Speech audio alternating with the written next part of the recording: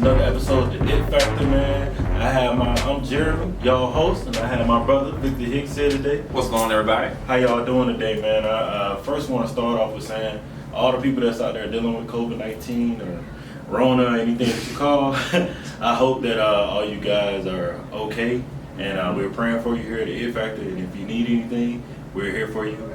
And I'd like to say, how are you dealing with the effects of coronavirus? It's definitely. I think the new normal has been a good phrase. You know, as an educator now, this is the year 2021. Wow. Yeah. It's definitely made us kind of figure out a new way of thinking about things. So I think it's been a time of just reflecting on best practices. Mm-hmm. Definitely slowing down the pace of life, but I think it's also giving us the opportunity to stop and smell the roses in a lot of cases. So. Just dealing with every day as it comes, and it's having a lot of people think about, oh man, I should be doing some other things too. So people are able to jump into other businesses and also just learn how to be with their family and be with their loved ones in this time of situation. And I kind of see it as one of those things that I hate it happen, but if it happened at a different time, it would have been like, oh wow, right. It's always going to throw you off no matter what. So, what made you major in education? Well, I think I came from. Actually, there's a couple of things that went into that decision. I come from a long line of educators, so I've been inundated kind of with the field of education. So it was always something I knew I wanted to do. Started working with kids very early on in high school. First, I think 4 or 5 summer jobs were kind of in education. So it was a spark that was ignited, and it just kind of kept fanning the flame, as I got older. I think once I got towards college and started to realize that, it really, really was important for students to be impacted by educators that look like them. Mm-hmm. I think it's just a different level of, and again, any teacher's a good teacher. I think that has the kids' best interest, but it's just something different. I remember having my first black male teacher in 7th grade, and what an impact he had, just on my life in general, just being there, as that role model. So I think that's what kind of sealed the deal, as far as going into or wanting to go into education. So what's the most rewarding part of teaching the children, man? And I know it changed over the years with it being so many years. So.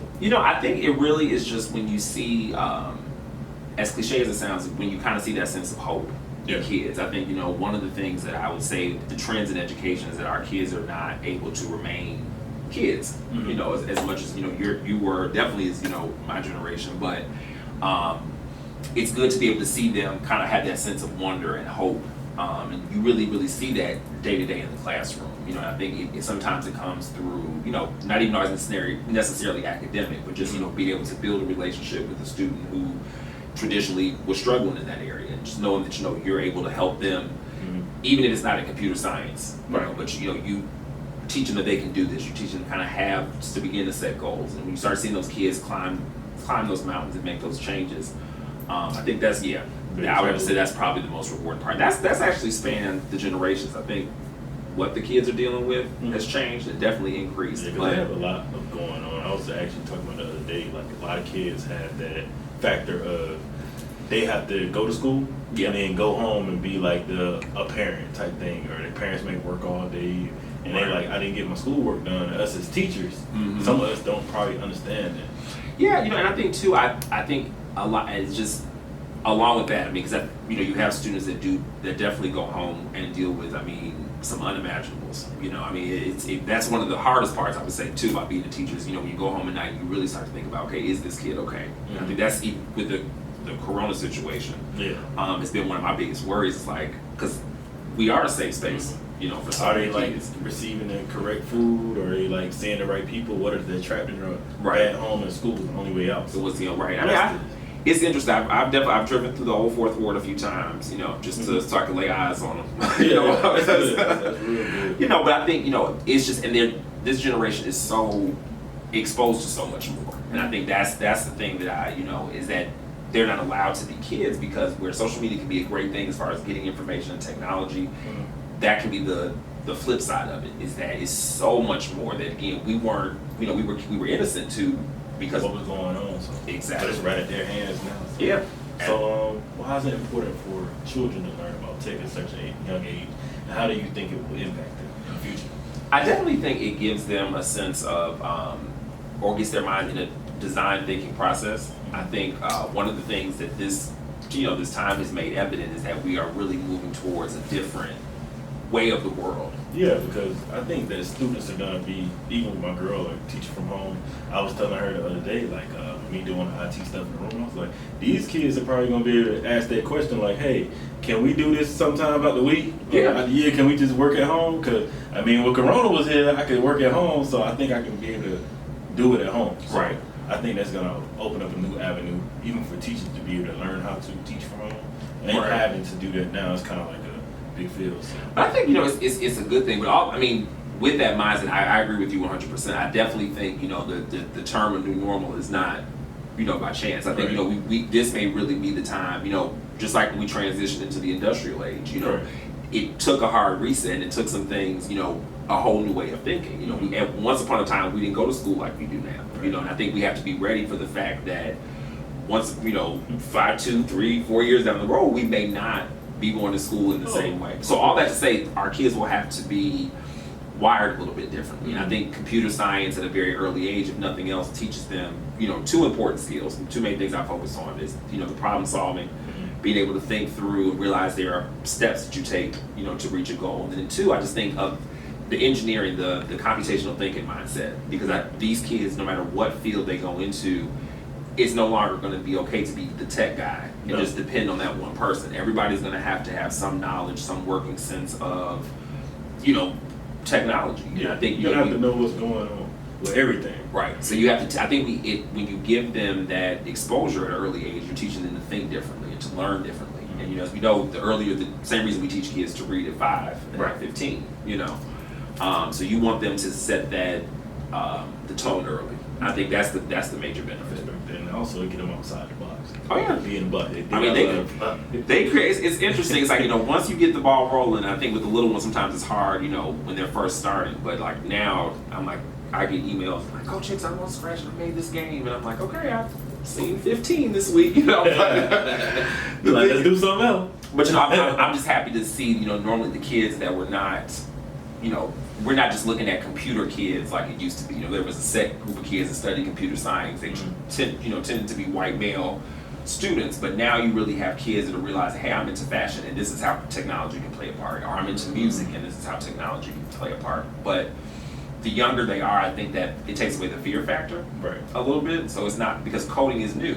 So just like riding a bike, tying a shoe, when you feed them when they're young, with their brains when they're young, they're more likely to keep growing. And they won't have that fear. It won't stop them saying, oh, the math and science, like I talk about a lot, is in there, but it's like, hey, it's not going to stop me from what I want to do. Right. I've been doing it for so long, so why am I going to stop? Exactly. Now, So like, what is your it factor? Why you do what you do? I think definitely long story short, I think is to inspire children of color. I think, I've gotten to a point now in my many years of education where, it's okay to not even be apologetic about that. Of course, I want to make a difference in the lives of, every student that I work with, but it's something I definitely feel, with the way that our world is going and just some of the things that have been happening, those of us that get it have to start pouring back in. It can't just be, in terms of saying, oh, I want to go and do this in this week, or I'm going to go volunteer this day. I think it's really making sure that pushing a standard of excellence with Black kids, right? And I think there's no better format than in a classroom. So again, I'm very, as you will know, I push the HBCUs, so that they understand that excellence comes from you. It looks like you, So I really just try to, no matter what subject. So if I was teaching math or science or PE, I think that's the underlying message. I think that's that it factor of just really building this confidence and this, realizing that you come from excellence. You just got to walk through that door that's already kind of been left ajar for you. So yeah, cool, man. So like, do you have any questions for me? Yeah, you hired me. So I guess would you, if working in the technology field, what would be some of the, I guess if you had to say like 5, skills that kids, what would you, I guess, so flipping it on the other side, what would you recommend, like things or topics or lessons that we need to start at the elementary or middle school level to get kids ready? I would first say it's good that you're using Scratch. Okay. It's very known. A lot of people do use that to start, even in coding boot camps, believe it or not. There's people 20, 30 years old using Scratch. I would say learn about Java and computation. Learn your skills like you're saying you're doing now. The biggest thing, though, is teaching kids to be open-minded and not scared of that math or science, and show them how it ties into it. I can even show them how it's tied into it. I mean, I have none of time now. I don't have none of time, but I can show them how my day-to-day job would go too. Okay. But knowing how a database works, or even knowing how to set up simple functions and things of that nature, like they're creating games now, show them how that game could work for an Xbox or a PlayStation, or a Nintendo Switch, and show them how they could pick it out now. Right. You know, and also I would say, like, just make them to want to be focused on that set goal, and don't let anything stop them from what they think they can do. Because I mean, I was the same type of student. I grew up in a single parent home. My mom and nobody that I knew at home were in the tech field. Okay. So when it came to math and science, I didn't have a parent. My mom would never say, "You're bad at math" or "You're bad at science." My mom said, "Hey, you probably don't be the best at it, but you're gonna be the best one day." And you know, look at me today. So I wouldn't be wrong if I would say I wouldn't go out and help somebody, a little kid, know. So the best thing to know is to have somebody like me to say, "Hey, this is how you get involved. This is how I can help you out with math and science. And also, if you want to be in computer science, these are the steps you need to do." Okay. It's not just a straight road. It's different ways you can do it. Because if I can tell you, man, I'd have failed some classes, passed more classes than I failed. But it's like, if you start at a young age, you're going to build a love for it, and you're going to know how to start your own. Okay. What I'm trying to do now. So I'm in school now, getting my MBA, and I basically want to be a college professor. Okay. And the reason why I want to do that is because in corporate America, I don't feel like I'm making that branch out to children of my color. So I feel the way to do that is for me to be a college professor, and then give me more time to be able to go out and do the things that I want to do, which I think is, and I know is my calling.